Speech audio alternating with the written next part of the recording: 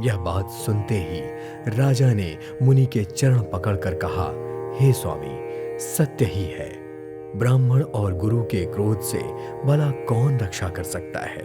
यदि ब्रह्मा भी क्रोध करे तो गुरु बचा लेते हैं, पर गुरु से विरोध करने पर जगत में कोई भी बचाने वाला नहीं होता है। परंतु हे प्रभु, मुझे केवल एक ही डर सता रहा है कि ब्राह्मणों का शाप बहुत ही भयानक होता है। प्रताप भानु ने तपस्वी से पूछा कि ये ब्राह्मण कैसे वश में होते हैं? कृपा करके बताइए, मुझे आपसे बड़ा मेरा कोई भी हितैषी दिखाई नहीं देता। तो तपस्वी ने कहा, हे राजन सुनो, संसार में उपाय तो बहुत हैं, पर वे सारे बहुत ही कष्टदायक हैं और इतने पर भी उनकी सफलता निश्चित नहीं है। हाँ, एक उपाय है जो कि बहुत ही सरल है, परंतु उसमें भी एक कठिनाई है। एक युक्ति तो मेरे पास है, पर तुम्हारे नगर में मेरा जाना संभव नहीं, क्योंकि जब से मैं पैदा हुआ हूं तब से आज तक मैं ना किसी के गांव गया हूं और ना ही किसी के घर गया हूं। परंतु यदि मैं नहीं जाता हूं तो तुम्हारा काम बिगड़ता है। तपस्वी की बात सुनकर राजा ने मुनि के चरण पकड़ लिए और कहा, हे स्वामी, कृपा कीजिए, मेरे लिए आप इतना कष्ट अवश्य कीजिए। राजा को अपने अधीन देखकर कपटी तपस्वी बोला, हे राजन सुनो, जगत में मेरे लिए कुछ भी दुर्लभ नहीं है।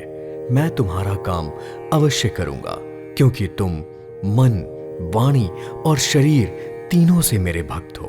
पर योग, युक्ति, तप और मंत्रों का प्रभाव तभी फल देता है जब वह छिपाकर किए जाते हैं, जिसका उपाय है, यदि मैं रसोई बनाऊं तो तुम उस खाने को परोसो और कोई मेरे बारे में जान ना पाए, तो उस अन्न को जो भी खाएगा वह तुम्हारा आज्ञाकारी बन जाएगा। यही नहीं, उस भोजन को करने वालों के घर में जो भी कोई भोजन करेगा वह भी तुम्हारे अधीन हो जाएगा। तुम यह उपाय वर्ष भर तक करो।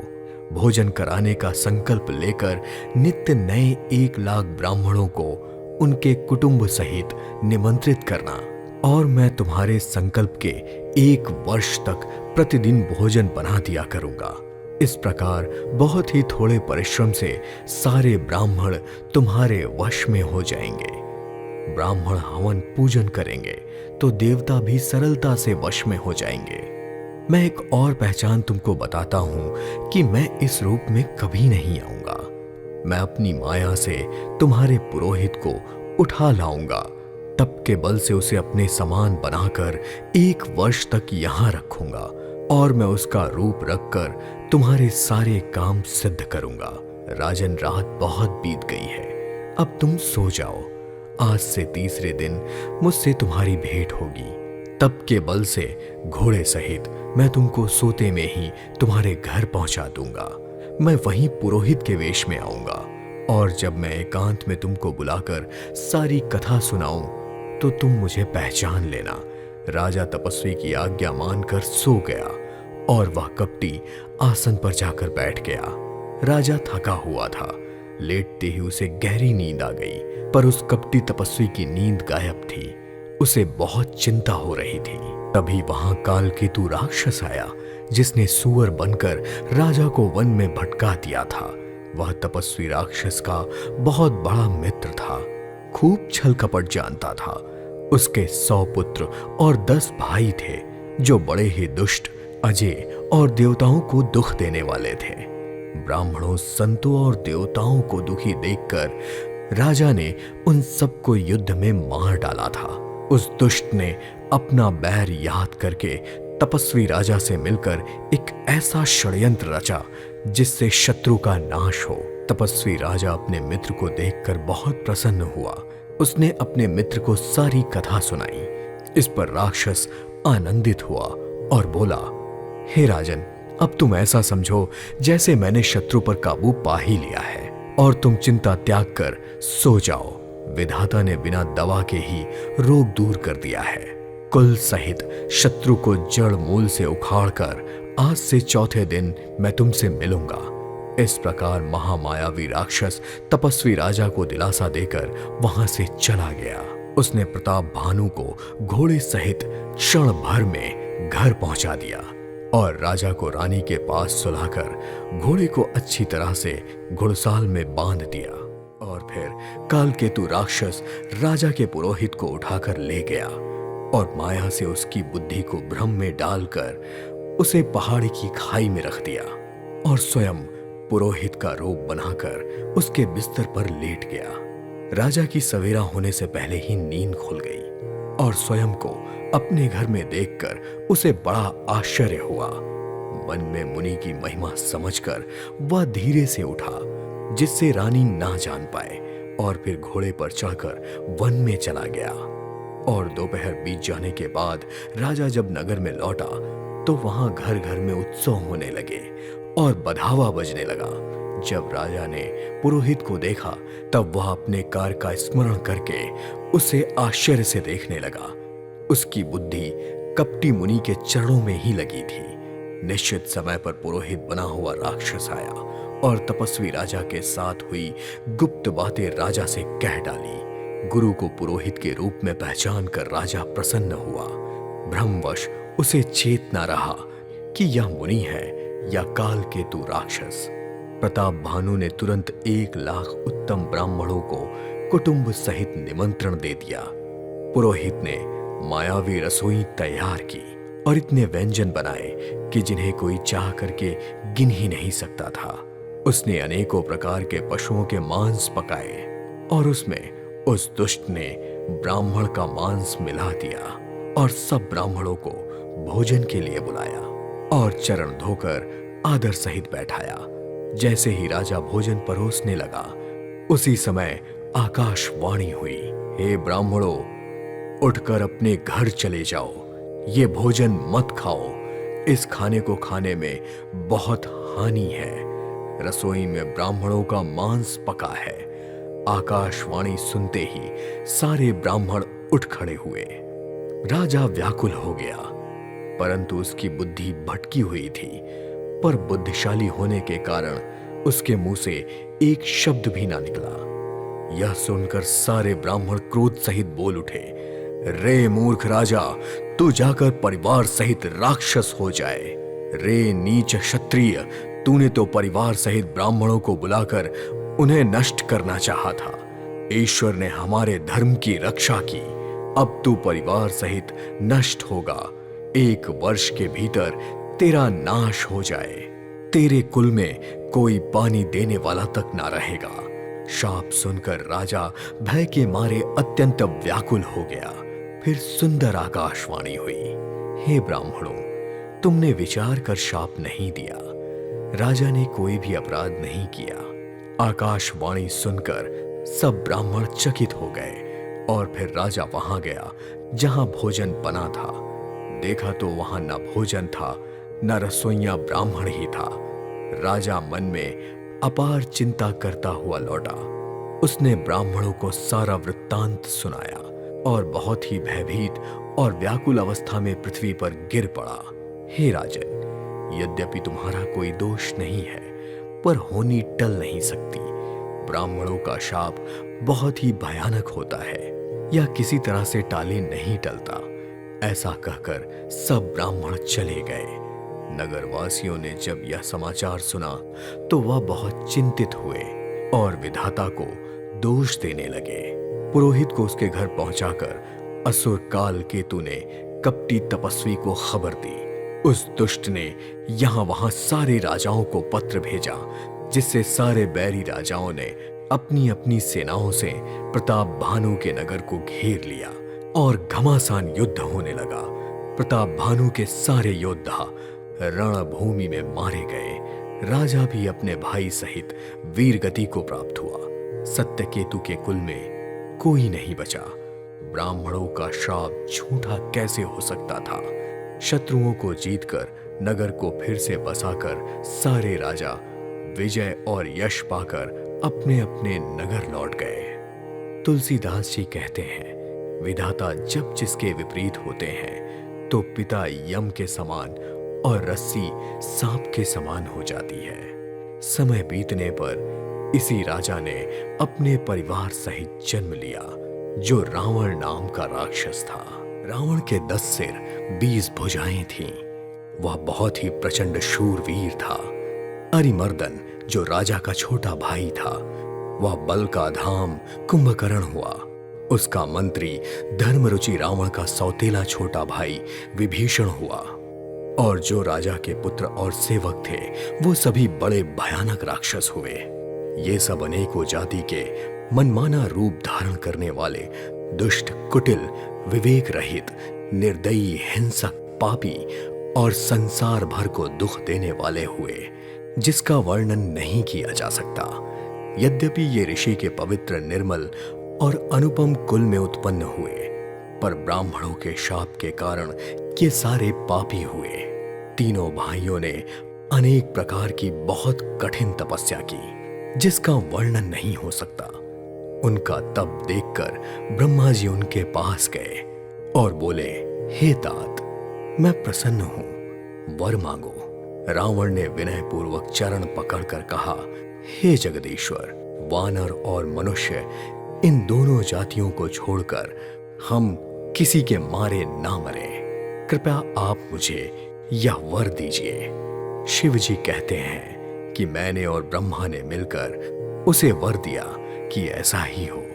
फिर ब्रह्मा जी कुंभकर्ण के पास गए। उसे देखकर ब्रह्मा जी को बड़ा आश्चर्य हुआ। उन्होंने सोचा, यदि यह दुष्ट नित्य आहार करेगा तो सारा संसार ही उजड़ जाएगा।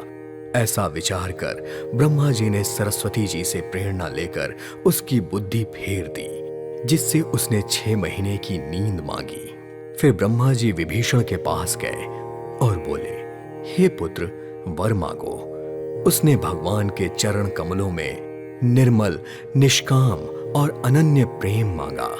उनको वर देकर ब्रह्मा जी चले गए और वे तीनों भाई हर्षित होकर अपने घर लौट आए। मैं दानव की मंदोदरी नाम की कन्या परम सुंदरी और स्त्रियों में शिरोमणि थी। मैंने उसे लाकर रावण को दिया, क्योंकि उसने जान लिया था कि यह राक्षसों का राजा होगा।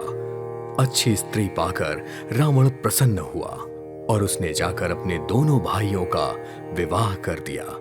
समुद्र के बीच में त्रिकुट नामक पर्वत पर ब्रह्मा का बनाया हुआ एक बड़ा भारी किला था।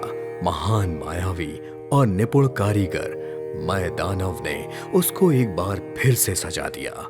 उस किले में मड़ियों से जड़े हुए सोने के अनगिनत महल थे। जैसे नागकुल में रहने के लिए पाताल लोक में सुंदर नगरी है और इंद्र के रहने के लिए स्वर्ग लोक में अमरावतीपुरी है, उनसे भी और अधिक सुंदर और बांका वह दुर्ग था। जगत में यह दुर्ग लंका के नाम से प्रसिद्ध हुआ। वह चारों ओर से समुद्र की अत्यंत गहरी खाई से घिरा हुआ था। उस दुर्ग में मड़ियों से जड़ा हुआ सोने का मजबूत परकोटा था, जिसकी कारीगरी का वर्णन करना असंभव था। भगवान की प्रेरणा से जिस कल्प में राक्षसों का राजा रावण होता है, वही शूरवीर, प्रतापी, अतुलित बलवान अपनी सेना सहित इस लंकापुरी में बसता है। पहले वहां बड़े बड़े योद्धा राक्षस रहते थे। देवताओं ने उन सबको युद्ध में मार डाला। इसलिए अब इंद्र की प्रेरणा से वहां कुबेर के 1 करोड़ रक्षक रहते हैं। रावण को यह खबर मिली तो उसने अपनी सेना के साथ जाकर किले को घेर लिया। रावण के विकट योद्धा और उसकी बड़ी सेना को देखकर यक्ष भयभीत हो गए और अपने प्राण बचाकर भाग गए। और फिर रावण ने घूमते हुए सारा नगर देखा।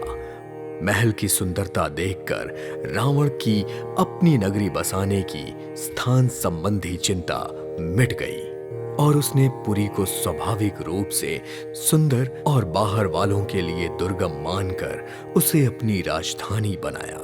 योग्यता के अनुसार घरों को बांटकर रावण ने प्रजा के सारे राक्षसों को सुखी कर दिया और फिर एक बार कुबेर पर उसने चढ़ाई कर दी और उससे पुष्पक विमान को जीतकर ले आया। और एक बार उसने कैलाश पर्वत को उठा लिया और अपनी भुजाओं के अपार बल को देखकर वह बहुत प्रसन्न हुआ और फिर वहां से चला आया। रावण के सुख संपत्ति, पुत्र, सेना, सहायक, जय, प्रताप, बल और बुद्धि, ये सब वैसे ही बढ़ते जाते थे जैसे प्रत्येक लाभ पर उसका अधिकार हो। अत्यंत बलवान कुंभकर्ण उसका भाई था, जिसके जैसा योद्धा जगत में पैदा ही नहीं हुआ। वह मदिरा पीकर 6 महीने सोता था और उसके जागते ही तीनों लोकों में तहलका मच जाता था। यदि वह प्रतिदिन भोजन करता तो संपूर्ण विश्व शीघ्र ही भोजन से खाली हो जाता। रणधीर ऐसा था कि जिसका वर्णन नहीं किया जा सकता। लंका में उसके जैसे असंख्य बलवान वीर थे। मेघनाद रावण का बड़ा बेटा था, जो जगत के योद्धाओं में सर्वश्रेष्ठ था। रणभूमि में कोई भी उसका सामना नहीं कर सकता था। स्वर्ग में उसके भय से नित्य भगदड़ मची रहती थी। इसके अतिरिक्त दुर्मुख, अकंपन, वज्रदंत, धूमकेतु और अतिकाय ऐसे अनेक योद्धा थे जो अकेले ही सारे जगत को जीत सकते थे। सभी राक्षस मनमाना रूप बना सकते थे और असुरी माया जानते थे। उनके अंदर दया और धर्म नाम की चीज सपने में भी नहीं सोची जा सकती थी। एक बार सभा में बैठे हुए रावण ने अपने अगणित परिवार को देखा। पुत्र, पौत्र, कुटुंबी और सेवक सब या संख्या में ढेरों थे। राक्षसों की सारी जातियों को तो कोई गिन भी नहीं सकता था। अपनी सेना को देखकर स्वभाव से अभिमानी रावण क्रोध और गर्व से बोला, हे समस्त राक्षस दल सुनो, देवतागण हमारे शत्रु हैं। वे सामने आकर युद्ध नहीं करते, बलवान शत्रु देखकर भाग जाते हैं। उनके मरण का केवल एक ही उपाय हो सकता है, और वह है उनके बल को बढ़ाने वाले ब्राह्मणों के भोजन, हवन और यज्ञ में आज तुम सब जाकर बाधा डालो। भूख से दुर्लभ और बलहीन होकर देवता सहज ही हमारे पास आ जाएंगे। तब उनको मैं मार डालूंगा अथवा अपने अधीन कर लूंगा। फिर उसने मेघनाद को बुलाया और उसमें देवताओं के प्रति बैर भाव को जगा दिया और कहा, हे पुत्र, जो देवता रणभूमि में धैर्य और बलवान हैं, जिन्हें अपने रण कौशल पर अभिमान है, जाओ उन्हें युद्ध में जीत कर ले आओ। मेघनाद ने उठकर पिता की आज्ञा के आगे शीश नवाया और फिर रावण ने अपनी सेना को आज्ञा दी और स्वयं हाथ में गदा लेकर चल दिया। रावण के चलने से पृथ्वी डगमगाने लगी और उसकी गर्जना से देव रमणियों के गर्भ गिरने लगे। रावण को क्रोध सहित आते हुए देखकर देवताओं ने सुमेरु पर्वत की गुफाओं में भागकर आश्रय लिया। देवताओं के सारे सुंदर लोकों को रावण ने सूना पाया। वह बार बार भारी सिंह गर्जना के साथ देवताओं को ललकारते हुए गालियां दे रहा था। रण के मद में मतवाला होकर वह अपनी जोड़ी का योद्धा खोजता हुआ जगत भर में दौड़ता रहा, परंतु उसे ऐसा कोई भी योद्धा नहीं मिला। सूर्य, चंद्रमा, वायु, वरुण, कुबेर, अग्नि, काल और यम आदि सारे अधिकारी, किन्नर, सिद्ध मनुष्य, देवता और नाग सभी के वह पीछे पड़ गया। इनमें से किसी को भी उसने शांतिपूर्वक नहीं बैठने दिया। ब्रह्मा जी की सृष्टि में जहां भी शरीरधारी स्त्री पुरुष थे, सभी रावण के अधीन हो गए। डर के मारे सभी उसकी आज्ञा का पालन करने लगे और नित्य आकर नम्रता पूर्वक अपने चरणों में सिर नवाते।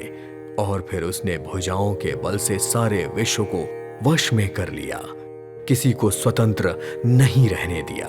इस प्रकार राजाओं का शिरोमणि सम्राट रावण अपनी इच्छा अनुसार राज्य करने लगा।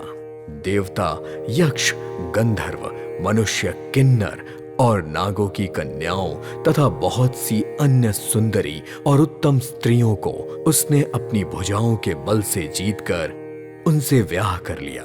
मेघनाद से उसने जो कुछ कहा था उसे मेघनाद ने जैसे पहले से ही कर रखा था, अर्थात रावण के कहने भर की देरी थी। उसने आज्ञा पालन में थोड़ी भी देर नहीं की। उसने जो करतूतें की, अब वह सुनो। सारे राक्षसों के समूह देखने में बहुत भयानक, पापी और देवताओं को दुख देने वाले थे। ये असुरों के समूह उपद्रव करते और माया से अनेकों प्रकार के रूप धारण कर लेते थे। जहां जहां वो गौ और ब्राह्मणों को पाते थे, उस नगर में और गांव में आग लगा देते थे। उनके डर से कहीं भी शुभ आचरण, ब्राह्मण भोजन, यज्ञ, हवन आदि नहीं होते थे। देवता, ब्राह्मण और गुरु को कोई भी कुछ नहीं समझता था। ना हरि भक्ति थी, ना तप और ना ज्ञान था। वेद और पुराण तो स्वप्न में भी सुनने को नहीं मिलते थे। जप, योग, वैराग्य, तप तथा यज्ञ में देवताओं को भाग मिलने की बात यदि रावण को कहीं से भी पता लग जाती तो उसी समय वह स्वयं उठकर भागता और वहां कुछ भी रहने नहीं देता। वह सबको पकड़ पकड़ कर विध्वंस कर डालता था। सारे संसार में ऐसा भ्रष्ट आचरण फैल गया था कि धर्म का नाम तो सुनने को भी नहीं मिलता था। जो कोई भी वेद और पुराण पढ़ता या कहता, उसको बहुत तरह की प्रताड़ना देता और उसे देश से निकाल देता था। राक्षसों के घोर अत्याचार का वर्णन नहीं किया जा सकता। हिंसा उनको इतनी प्रिय थी कि उनके पापों की कोई गिनती ही नहीं थी। पराये धन और पराई स्त्री पर मन रखने वाले दुष्ट, चोर और जुआरी बहुत बढ़ गए थे। लोग माता पिता और देवताओं को नहीं मानते थे और साधुओं की सेवा करना तो दूर, उल्टे उनसे ही सेवा करवाते थे। शिवजी पार्वती जी से कहते हैं, हे भवानी, जिनके ऐसे आचरण हैं उन सब प्राणियों को राक्षस ही समझना चाहिए। इस प्रकार धर्म के प्रति लोगों की अरुचि, अनास्था को देखकर पृथ्वी अत्यंत भयभीत एवं व्याकुल हो गई। वह सोचने लगी, पर्वतों, नदियों और समुद्र का बोझ मुझे इतना भारी नहीं लगता जितना भारी मुझे दूसरों का अनिष्ट करने वाला लगता है। पर रावण से भय के कारण पृथ्वी कुछ बोल नहीं पा रही थी। परंतु अंत में हृदय में सोच विचार कर गौ का रूप धारण कर धरती वहां गई जहां सब देवता और मुनि छिपे थे। पृथ्वी ने रोकर उनको अपना दुख सुनाया, पर वहां से भी किसी से उसका कोई काम न बना। तब देवता, मुनि और गंधर्व सब मिलकर ब्रह्मा जी के लोक सत्यलोक पहुंचे। भय और शोक से अत्यंत व्याकुल बिचारी पृथ्वी भी गौ का शरीर धारण किए हुए उनके साथ थी। उन सबको देखकर ब्रह्मा जी उनके आने का प्रयोजन समझ गए।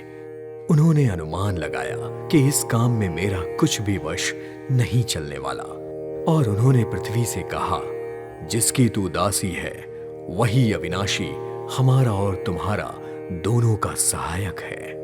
हे धरती, मन में धीरज धारण करके श्री हरि के चरणों का स्मरण करो। प्रभु अपने दासों की पीड़ा जानते हैं। वे तुम्हारी इस कठिन विपत्ति का नाश करेंगे। सारे देवता विचार करने लगे कि प्रभु को कहां से पावें ताकि उनके सामने अपनी गुहार लगा सके।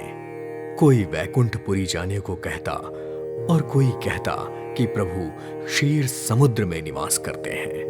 जिसके हृदय में जैसी भक्ति और प्रीति होती है, प्रभु वहां उसके लिए सदा उसी रीति से प्रकट होते हैं। हे पार्वती, उस समाज में मैं भी था। अवसर पाकर मैंने एक बात कही कि भगवान सब जगह समान रूप से व्याप्त है। प्रेम से वो प्रकट हो जाते हैं। देश, काल, दिशा ऐसी कोई भी जगह नहीं जहां प्रभु ना हो। वो चराचर में व्याप्त हुए भी सबसे रहित हैं, विरक्त हैं। उनकी कहीं आसक्ति नहीं है। वो प्रेम से प्रकट होते हैं। जैसे अग्नि अव्यक्त रूप से सर्वत्र व्याप्त है, परंतु जहां उसके लिए साधन किए जाते हैं वहां वह प्रकट होती है। इसी प्रकार सर्वत्र व्याप्त भगवान भी प्रेम से प्रकट होते हैं। मेरी बात सबको प्रिय लगी और मेरी बात सुनकर ब्रह्मा जी के मन में बहुत हर्ष हुआ।